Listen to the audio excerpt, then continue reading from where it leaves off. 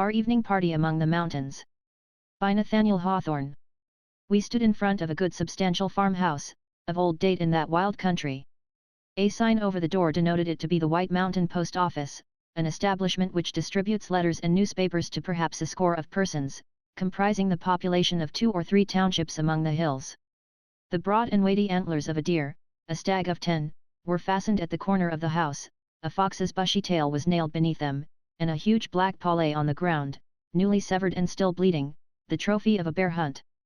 Among several persons collected about the doorsteps, the most remarkable was a sturdy mountaineer, of 6 feet 2, and corresponding bulk, with a heavy set of features, such as might be moulded on his own blacksmith's anvil, but yet indicative of mother wit and rough humor. As we appeared, he uplifted a tin trumpet, 4 or 5 feet long, and blew a tremendous blast, either in honor of our arrival or to awaken an echo from the opposite hill.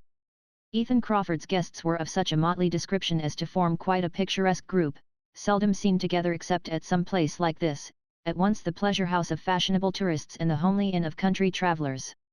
Among the company at the door were the mineralogist and the owner of the gold opera glass whom we had encountered in the Notch, 2 Georgian gentlemen, who had chilled their southern blood that morning on the top of Mount Washington, a physician and his wife from Conway, a trader of Burlington and an old squire of the Green Mountains, and 2 young married couples, all the way from Massachusetts, on the matrimonial jaunt.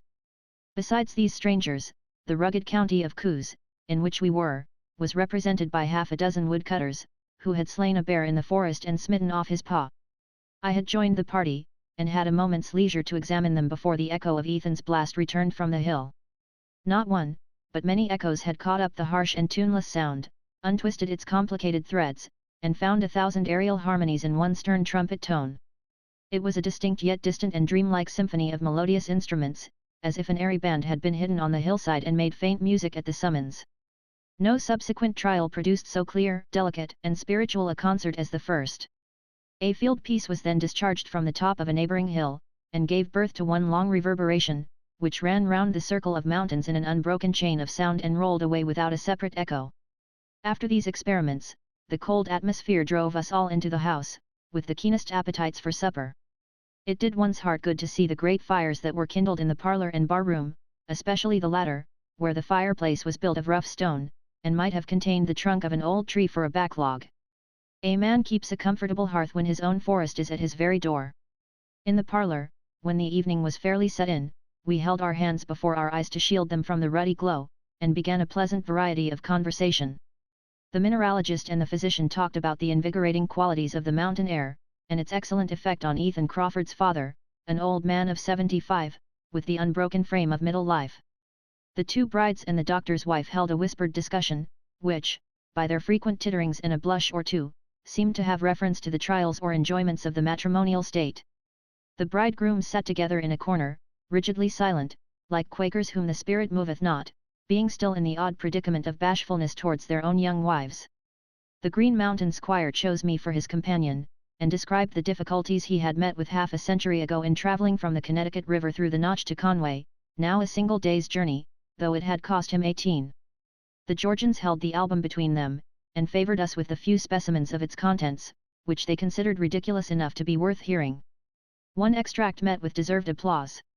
It was a sonnet to the snow on Mount Washington, and had been contributed that very afternoon, bearing a signature of great distinction in magazines and annuals. The lines were elegant and full of fancy, but too remote from familiar sentiment, and cold as their subject, resembling those curious specimens of crystallized vapour which I observed next day on the mountain top. The poet was understood to be the young gentleman of the gold opera glass, who heard our laudatory remarks with the composure of a veteran. Such was our party, and such their ways of amusement. But on a winter evening another set of guests assembled at the hearth where these summer travellers were now sitting. I once had it in contemplation to spend a month hereabouts, in slaying time, for the sake of studying the yeomen of New England, who then elbow each other through the Notch by hundreds, on their way to Portland. There could be no better school for such a purpose than Ethan Crawford's Inn. Let the student go thither in December, sit down with the teamsters at their meals, share their evening merriment, and repose with them at night when every bed has its 3 occupants, and parlour, bar-room, and kitchen are strewn with slumberers around the fire. Then let him rise before daylight, button his great coat, muffle up his ears, and stride with the departing caravan a mile or 2, to see how sturdily they make head against the blast. A treasure of characteristic traits will repay all inconveniences, even should a frozen nose be of the number. The conversation of our party soon became more animated and sincere, and we recounted some traditions of the Indians, who believed that the father and mother of their race were saved from a deluge by ascending the peak of Mount Washington. The children of that pair have been overwhelmed, and found no such refuge. In the mythology of the savage, these mountains were afterwards considered sacred and inaccessible, full of unearthly wonders, illuminated at lofty heights by the blaze of precious stones, and inhabited by deities, who sometimes shrouded themselves in the snowstorm and came down on the lower world. There are few legends more poetical than that of the Great Carbuncle of the White Mountains. The belief was communicated to the English settlers, and is hardly yet extinct, that a gem, of such immense size as to be seen shining miles away, hangs from a rock over a clear, deep lake, high up among the hills. They who had once beheld its splendor were enthralled with an unutterable yearning to possess it. But a spirit guarded that inestimable jewel, and bewildered the adventurer with a dark mist from the enchanted lake. Thus life was worn away in the vain search for an unearthly treasure, till at length the deluded one went up the mountain, still sanguine as in youth, but returned no more. On this theme methinks I could frame a tale with a deep moral. The hearts of the pale faces would not thrill to these superstitions of the red men, though we spoke of them in the center of their haunted region. The habits and sentiments of that departed people were too distinct from those of their successors to find much real sympathy. It has often been a matter of regret to me that I was shut out from the most peculiar field of American fiction by an inability to see any romance, or poetry, or grandeur, or beauty in the Indian character, at least till such traits were pointed out by others. I do abhor an Indian story. Yet no writer can be more secure of a permanent place in our literature than the biographer of the Indian chiefs. His subject, as referring to tribes which have mostly vanished from the earth, gives him a right to be placed on a classic shelf, apart from the merits which will sustain him there.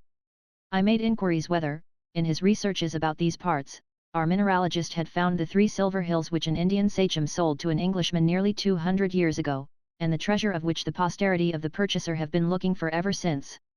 But the man of science had ransacked every hill along the Saco, and knew nothing of these prodigious piles of wealth. By this time, as usual with men on the eve of great adventure, we had prolonged our session deep into the night, considering how early we were to set out on our 6 miles ride to the foot of Mount Washington. There was now a general breaking up. I scrutinized the faces of the 2 bridegrooms, and saw but little probability of their leaving the bosom of earthly bliss, in the first week of the honeymoon and at the frosty hour of 3, to climb above the clouds, nor, when I felt how sharp the wind was as it rushed through a broken pane and eddied between the chinks of my unplastered chamber, did I anticipate much alacrity on my own part, though we were to seek for the Great Carbuncle.